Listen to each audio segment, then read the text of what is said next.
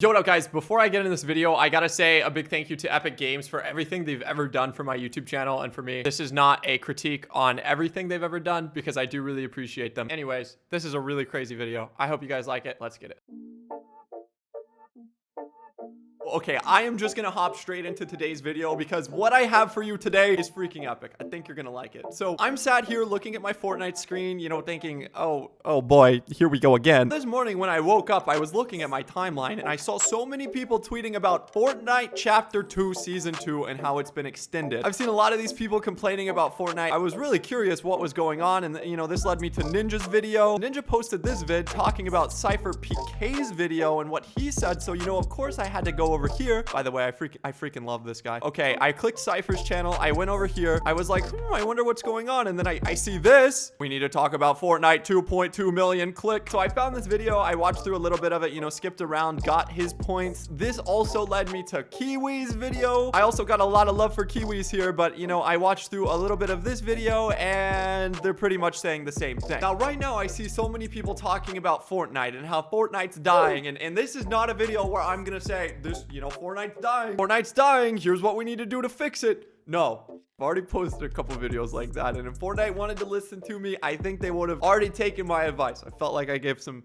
pretty good game-saving stuff. Now, in the past on my YouTube channel, I have done Fortnite conspiracy videos where I've talked about Fortnite conspiracies. But what I have for you guys today is an official Fortnite conspiracy theory, and I don't know if I can get sued for saying any of this stuff in this vid, so I gotta say that this is all my own opinion. I don't know if it's facts. Let me know if you think it's facts down below with hashtag facts or something. Okay, anyway. So going back to this home screen, I'm looking at Battle Royale, Save the World Creative, and I'm just thinking, wow, you know, this game, I miss it. I honestly wish it was as fun as it used to be, but I know that this game was my favorite game of all time, and then it fell off harder for me than any other game ever, and there's a few reasons I can point to. This game has been dying for me for quite a while, but the point I'd like to bring up is that although a lot of people think Fortnite's dying right now, if you look at, you know, their Google Trends, I'll pull this up compared to Minecraft. So if you look at the Google Trends for Fortnite for the last 5 years, this game blew up bigger than Minecraft. It was riding high, started losing relevance, and then Minecraft caught up. Oh no, what are we gonna do? They released something right here that brought it up in relevance, and then it went down and down, and then Chapter 2 came out. Chapter 2 was the last time I was like hyped for Fortnite, just saying. Chapter 2 came out, it reached its max relevance ever, and then it went down again, and now if I go to Fortnite over the last 90 days, as you can see, Minecraft is still higher, but you know, it's not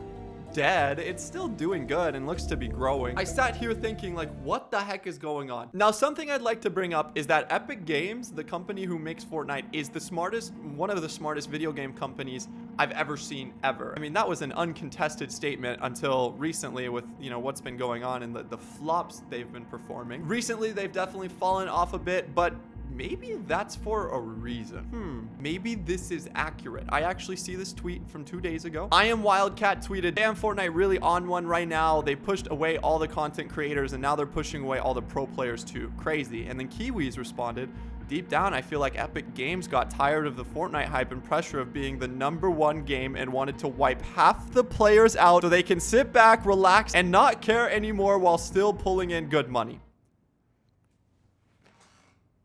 What if, ladies and gentlemen, this is exactly the case? What if somebody at Epic Games was like, this game is making a lot of money. It's really hard to keep up with all the pressure. What if we just stop caring? What if we just start pushing out really bad updates that we think our players are gonna think is bad, but we can claim we think is good? And what if this will buy us some time? We can keep making a little bit of money, and then we'll still lose all of the stress of being the #1 game of all time. Kiwiz, I think you're right on the money, dude. Like, I really do. But ladies and gentlemen, with that being said, I'd like to welcome you to What If Fortnite is Dying on Purpose?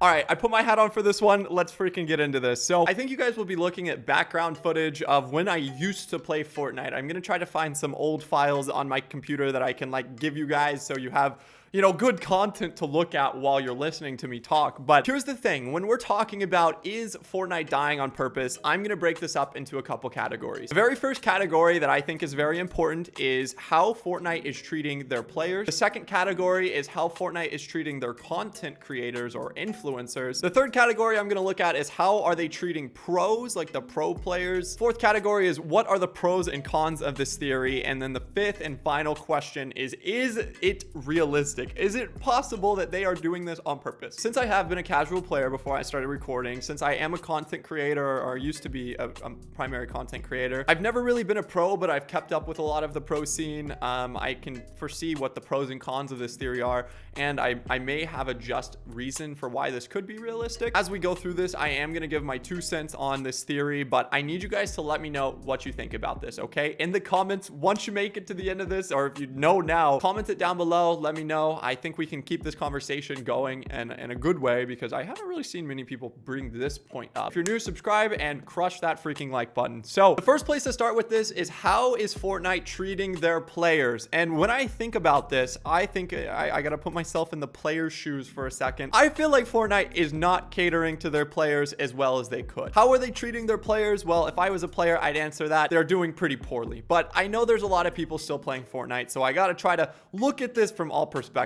As an old school player, whenever I loaded into this game, I felt such a sense of euphoria. It felt like I was playing a game that was meant, like, that was literally handcrafted, sent to me by God himself. Just said, here, I'm gonna install this on your PC, you're gonna play. As soon as I would fall or drop in, I would land at like Pleasant Park or something, or maybe on the outskirts. A chest was like the most godly thing I could find. I remember hearing my first chest in Fortnite and saying, wow, that's fun, that's cool, I want this. I opened it, and you know, of course I wanted to open 100,000 more. I remember my first encounter out of Fortnite. It was, you know, mythical. I came up against another player who had no idea how to build, and it was just, you know, fight to the death, like we're playing Call of Duty or something, and I think I died. I'm bringing all this up because the thing that kept me coming back to Fortnite was this feeling or this sense of like, wow, I really, really like this game. When you provide content, you got to keep switching it up. You got to anticipate what people are going to like, or else, you know, you'll never deliver that sense to someone who's playing. But not only did they deliver this sense of I like this game to me as a player, they also were doing events that made people talk about the game, like the season 3 to 4 event with the meteor and, you know, everything going on. Overall, they were treating the players very nicely. Everything was for the players, except for, you know, what the players, how much money the players could spend. It wasn't a pay to win game. It was super casual at first, but over the last 2 years, I can safely say that Fortnite makes this stance that they want to cater to the most casual players. And even when they're implementing things for pro gameplay and thinking about that, they still do things that the pro community absolutely hates. So to answer this, how are they treating players? I do not think they are treating players very well. The stance that they've taken of, oh, we want this to be a casual game, but we're gonna make everybody feel like they're gonna play against, you know, super sweaty players in order to be good. You have to get a victory royale. I think something that they're instilling now in the players will not give longevity to the game, and it's this like hyper competition, the thing that makes people too toxic, you know, not casual at all. Fortnite is no longer doing in-game events. There used to be one every month that would get people talking, and now they're just really like slacking back, dude, and it kind of makes me think that this game is dying. With that out of the way, how they are treating players, I'd say, is not that good. Like, dun, dun, dun. Let me know if you guys feel like you're being treated right. On to point number 2, though. How is Fortnite treating content creators? Now, I'm a content creator for Fortnite, or I used to be a super content creator. I'm the only person in the world with 1 million V-Bucks. This is my time to shine, you know? As a content creator, I have always felt like I'm getting put on the back burner from Fortnite. I feel about 70 or 80% of content creators have this sense of being left on the back burner. Epic Games knows that in order to keep their game thriving, they have to provide content that the content creators can turn into better content that they then upload to their viewers, that makes their viewers want to play the game. If you're a content creator that's left on the back burner, you have no support from Epic Games, then your content is gonna suffer. Now, I'm gonna bring up some tea just for more of my experience with Epic Games. Obviously, I've been banned before. I lost my main 1 million V-Bucks account. I tried my best to make it up to Epic, even though I felt like I was unfairly banned. I left YouTube because I was working on my startup company, and when I came back, I found an email from Epic that was like, hey, your support a creator code has now been canceled. I don't think I'm allowed to say how much I've made from the support a creator code, but I've made a good amount of money from it, and I never cashed it out, like ever. I never touched any of the money that went in there. I get an email from Epic Games saying that my supporter creator has now been disabled because I violated your code of conduct. So I got 2 support emails back from them. One was like, we would like to inform you that this conversation is being closed as you are already being assisted, even though this was a completely different email. And then the second one says, thank you for reaching out to Epic Games. We understand that you'd like to be reinstated. You were disabled for one of the following reasons. And then it lists out 10 reasons why I've been disabled. They don't even tell me which one. They didn't even take time to look into my account. How happy was I with your service? Not happy at all. Epic Games, not happy at all. Now, this is just one of many things that has made me feel like I'm on the back burner, and looking at the updates and how Epic is performing their updates, these content creators, if they felt that they were being treated well or, as good as before, would not be posting all of these videos titled, we need to talk about Fortnite, or, my thoughts on Fortnite, all of these dramatic vids that are just long conversations, because content creators know if they start a conversation, they get people talking, they can, have some sort of impact or effect. I feel like this vid may have 0 impact other than to the people who are listening, but the Cypher PK vid could do something to the community, man. It could make Epic realize what they're doing is wrong if they don't already realize that and they're not doing it on purpose.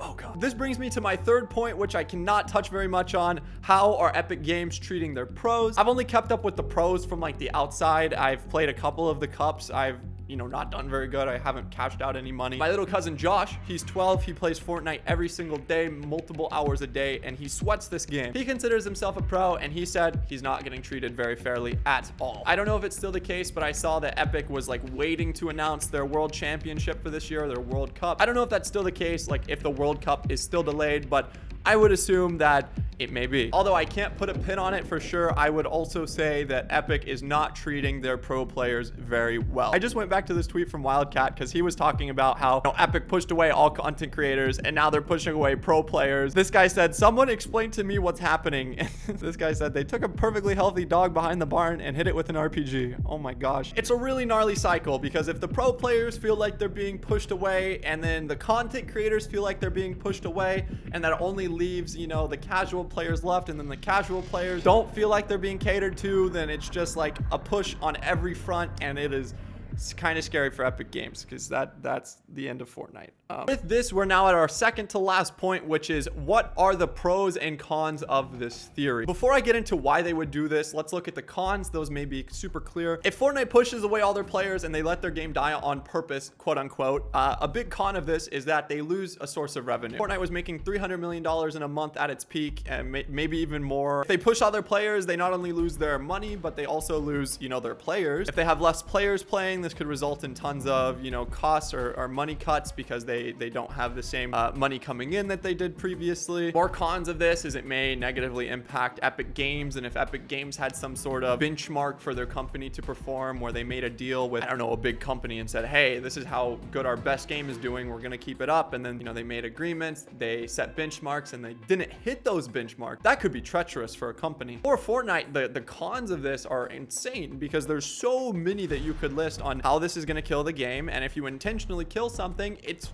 gonna die. But if you take a moment to think about the pros, and this is where the conspiracy theory really gets interesting, and it makes you question and think like, wow, what are the chances they're actually doing this on purpose? One massive thing to think about here is that Fortnite, when it first came out, was just built for save the world. This is a multiplayer zombie experience where you go around with a couple people, you can maybe visit other people's world. It was super simple, super clean. For the most part, you're fighting against CPUs that are super easy to, handle on the server side. They didn't have that many players, and then all of a sudden, their game blew up when they launched Battle Royale. The thing that they put 90% of their time into was paid for, but the thing they put 10% of their time into, which was free, was the one that blew up. So all of a sudden, they had to scramble and, do so much to keep this game going, and they managed to keep it big for like 2 years. They did a fantastic job. They built a huge game, a huge name for themselves. I'm sure a huge team around it, which I can't discredit the team. I freaking love what you guys have done. But a massive pro of all of this is if they intentionally kill their game,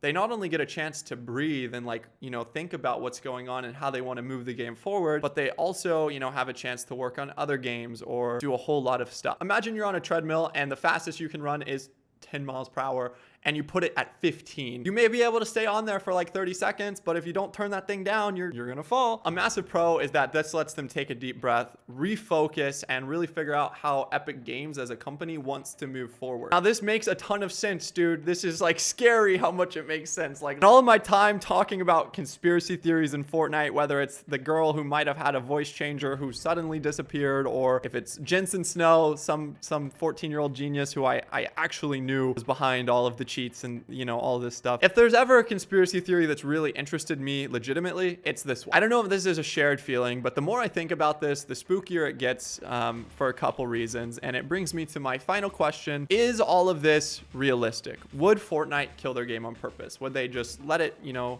take it out in the backyard and shoot it with an RPG? For me, this is super spooky because it makes me think I've put 1,000 hours into this game, that I wanted to prosper. I've put more money into it than anybody else. I've built my community around it for the most part. I owe so much to this game and I want it to thrive. I want it to prosper. I want it to do good. But if they say, okay, let's let this bridge burn. Let's, you know, treat our content creators poorly. Let's treat our players poorly. Let's treat our pros poorly. Let's take a hit and let the game fall down so we can do all of this other stuff. It's just really spooky, dude, and it really makes me think, like, who is in charge at Epic? So Epic Games' CEO is Tim Sweeney. I've never really heard much about this guy. I'm sure he's a great guy, probably a straight up genius. Epic Games has interests, or is owned by, I think, Tencent, which is a Chinese company. Maybe they have some sort of bigger plan. Right now, I'm trying to find any, you know, information I can about whether Epic is hiring or firing developers, whatever they're thinking about doing to reshape this game, but it doesn't look like anything has been announced or set. Now, with all of this, I think it is almost safe to say that this theory, this Fortnite conspiracy theory, is realistic enough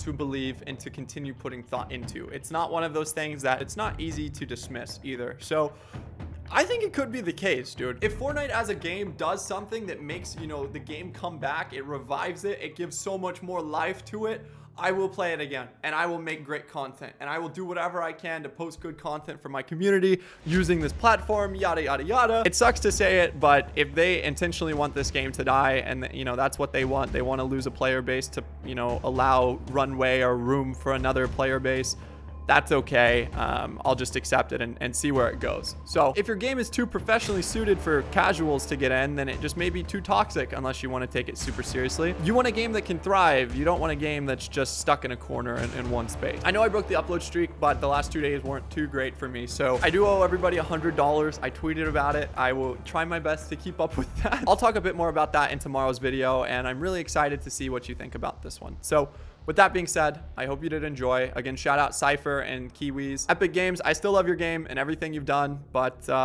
with that, I hope you guys did enjoy. I hope you have a wonderful, beautiful, safe, and amazing day. Goodbye, everybody. Bye.